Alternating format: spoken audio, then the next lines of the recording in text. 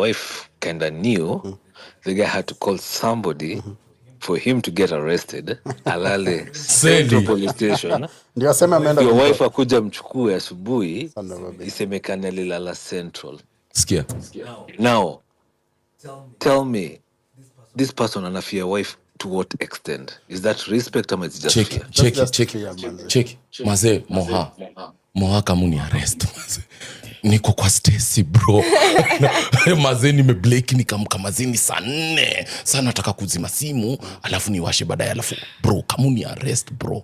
But I have a similar. Based on what you said, and sorry for interrupting you, Baiko. And before you say it, to add on it, a cash bill was issued, and the wife came and paid for that cash bill. No, baby. Do you know fear and respect go hand in hand? Yes. No, they don't. They do. The only difference is... They do not. The only difference is... Skiza.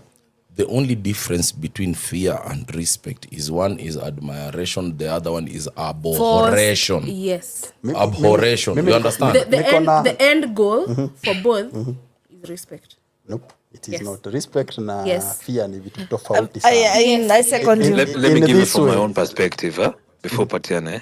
Me as a millennial, as we are taught to fear, we are not taught to respect our parents. It was fear. Mzee akiingia kwa hao unatoka. It wasn't a respect that mzee ameingia, you have to give peace.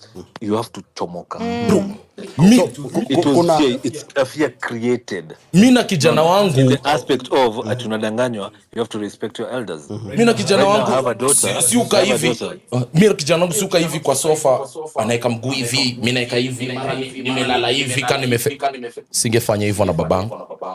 And remember one thing, tulikuwa tunaambiwa you have to respect your parents. But you cannot have a conversation with your parents. As millennials, at the longest point, we never had conversation with our parents. No. Nile mzee kikam kimbia room. Endo traffic kitu kufanya. You can't question your dad, you can't question your mom. Always. No. Right now, if she normally questions me, I don't feel off because I have to answer it.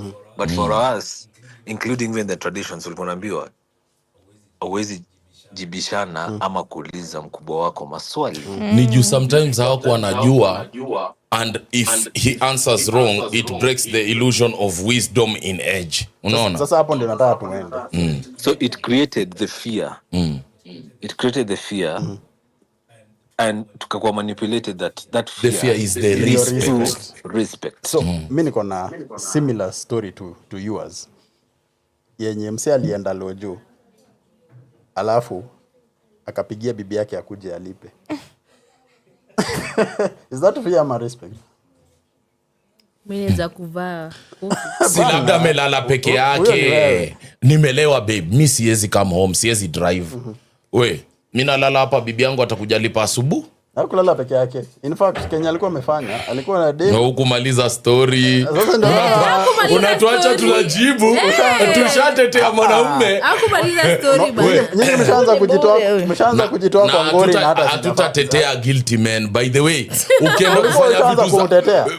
ukienda kufanya vitu zake kijinga, tunaacha wanawake wanakutafuna.